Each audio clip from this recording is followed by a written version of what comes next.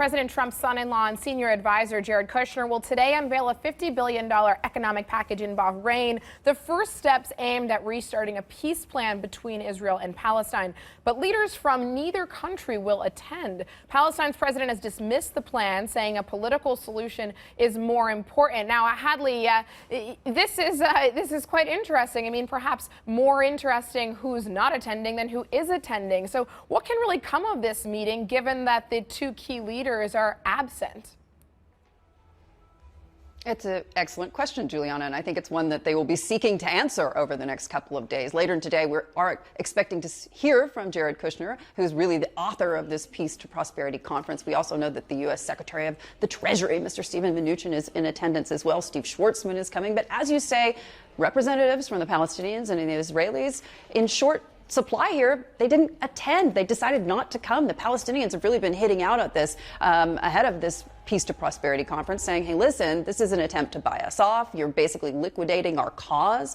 And then the Israelis remaining pretty silent, maybe willing to watch and wait here. But at the end of the day, what this is about is an opportunity, according to Mr. Kushner and others, for the Palestinians to really invest or have their economy prosper. So basically, the World Bank said that last year, 2018, that the Palestinian economy grew by 0. And we're talking about the future and prosperity of some 5 to 6 million people here, aren't we? Now, this is $50 billion of investment over the next 10 years. The bulk of this investment, they're hoping, is going to come from Gulf Arab allies like Saudi Arabia, like the UAE, Bahrain, et cetera. And essentially, this is broken down, apparently, into $13.5 billion in grants, $26 billion in low-interest loans, and about $11 billion in private capital investment. Now, make no mistake about it, this is investment that the Palestinians desperately need, no matter what side of the peace plan or peace accord that you might fall on at this point. This is something that they desperately need. But at the end of the day, this is being framed, certainly from their side, as an attempt to buy them off. Now, in terms of what this money could actually be put to work to do, this is also actually quite political, because in one instance, for example, they're talking about a multi-billion-dollar transition or transfer corridor between Gaza and the West Bank. That obviously would have to go somewhere through Israel. So this ends up being political, whether they want it to be or not. But again, the White House really framing this as an opportunity for the Palestinians in terms of their economy, talking about high-speed internet, talking about massive infrastructure development as well, opportunities for education, opportunities for basic things like potable water supplies, things that they desperately need. But at the end of the day, whether this moves the dial forward when it comes to peace in the Middle East, that's a bigger question.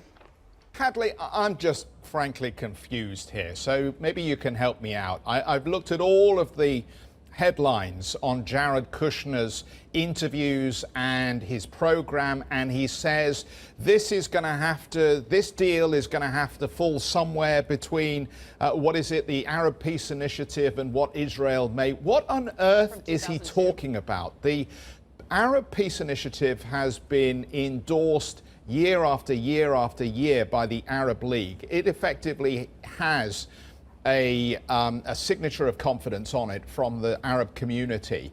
And yet he says we're going to get something that doesn't look anything like this, that perhaps is going to force the Arab community to accept concessions. What on earth is he talking about?